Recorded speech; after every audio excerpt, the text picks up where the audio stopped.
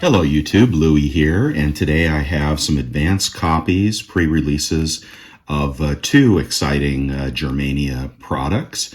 I'm also going to touch on the Britannia again from the video I did yesterday. Now, if you like videos about new collector coins and acquiring bullion at strategic times and prices, I encourage you to thumb up and subscribe to my channel.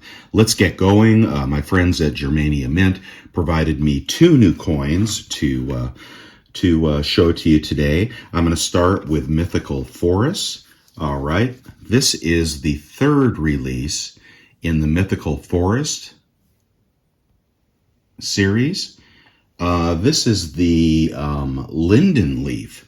Now, I'm not sure I know exactly what a linden tree looks like, but it is one of the four trees that are being highlighted in the Mythical Forest. Beautiful bicephalous eagle, but there is just beautiful, beautiful quality on this coin. And is it a coin? Well, let's take a look. Let's look at the COA. And I believe previous releases included the oak tree, and I'm forgetting, was it the alder? Let's see. Chestnut. I believe previous releases were the oak and the chestnut. They had skipped the beech, I believe, for some reason, according to their website. And they are releasing the linden. Perhaps the beech will come at some time. This is a 5-mark designation, which means that it is a theoretical monetary value. The mark is no longer a valid currency, being replaced with the euro. So not technically a coin, but a beautiful round and always such wonderful work. Very artistic. And that is the linden tree. Look for it to come out soon, the 2022 linden tree. All right, now moving on to one of the newer series. This is the Valkyries series. This is the second coin in the release. Beautiful. This woman is known as Ostara.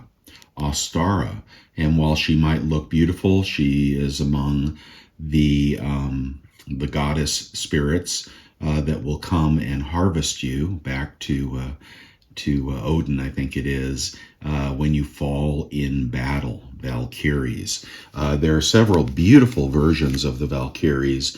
Hildegard was the first release for 2022. Which came in a gilded version. Ostara is a pagan celebration for the spring equinox. Okay. The reverse presents a completely new design, combining both the signature Germania double-headed eagle, so that would be on your right, and the howling wolf. Okay, so that is a new reverse. And this one is 5 marks as well. So also not a coin, more of a historic tip of the hat to the German mark. Beautiful, beautiful. And these get even more interesting as they go into high relief and ultra high relief and some exotic metals. I like the Valkyries series a lot, and the first one was a big hit. So if you can get one of these when they first come out, you probably get a little better price on it. I believe Valkyries is a very successful offering. So I want to thank my friends at Germania Mint. Again, beautiful products, beautiful execution, design, stories, mythology. You just cannot beat. Look at the way that leaf shimmers. I've never seen a release from the Germania Mint that wasn't absolutely stunning. These usually come in 25,000 mintages of 25,000 for the BU versions. Let's see. Yes, and there will be a proof. I believe the proofs are 500 mintage, and the gold here is a a chart of the three. Only 100 of the golds, so very, very rare collection there if you are collecting the proof golds, but they will also have a substantial premium attached. All right, thank you, Germania Mint. Class act all the way around.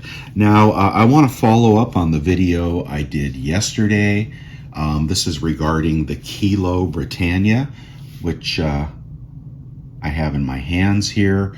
I was making a video yesterday about the historic nature of the Kilo Britannia, first Kilo Britannia ever, and part of what I was so impressed with was the 500-pound designation, which gives it a monetary value per ounce in US dollars of nearly $19. Representing what I was saying was a floor on the value of the coin. I picked this up for between $1,000 and $1,100 from England, from Chards. But after reading some history, apparently as far as I know, the first time a Royal Mint Kilo coin was released was actually on the completer coin, the Queen's Beast completer. Gorgeous, gorgeous, giant hunk of silver. It also had the 500-pound designation. And I was reading that some people were testing the Royal Mint, the Royal Mint's monetary values by trying to spend not this coin or the completer coin, but other coins, only to find that the Royal Mint was reneging on the promise that there was a monetary value to the coin. Apparently monetary values, according to the Royal Mint, which has been challenged in court, is only for circulating coinage. So as I was suggesting that this coin could always be taken to the bank and turned in for 500 pounds if silver were to crash back to $12, the monetary value would exceed the coin's silver weight. But I don't think that's true. From what I was reading online, Backyard Bullion had a good video on the subject. So if they're going to pull that nonsense of saying, it's monetary value, but it's not monetary value, then I put you in the category of charlatan. And that's what I would say to the Royal Mint as they were telling banks not to accept Royal Mint commemorative coins for their face value. But perhaps the lawsuits will prevail and a monetary value will actually be a monetary value. I think it does put a floor on this coin because most people probably don't know that they would have trouble cashing it in. But I think it does put a floor on the value of the coin, even from the collectible side. And of course, if you put $1,100, $1,200, $1,500 into this coin, you're buying it for collector purposes. But it is beautiful. It is very beautiful. They're still for sale at the Royal Mint. Mine came from Chards, and it is perfect except for a little milk spot which lives down here under the Queen's neck. Very, very minor, but those do grow over time, so I'm disappointed that they have not learned how to finish their coins without spotting. I understand the 1 ounce Britannias also are spotting up pretty good. So that is the story of the Kilo Britannia and why I pulled that video. I wouldn't want anybody to purchase it thinking that they had 500 pounds of value and then someday try to trade it in and find out that they were only kidding. It is as I say, I think that's a fraud. I think that's a fraud to produce a coin with a monetary value and then say that monetary values only apply to circulating coins.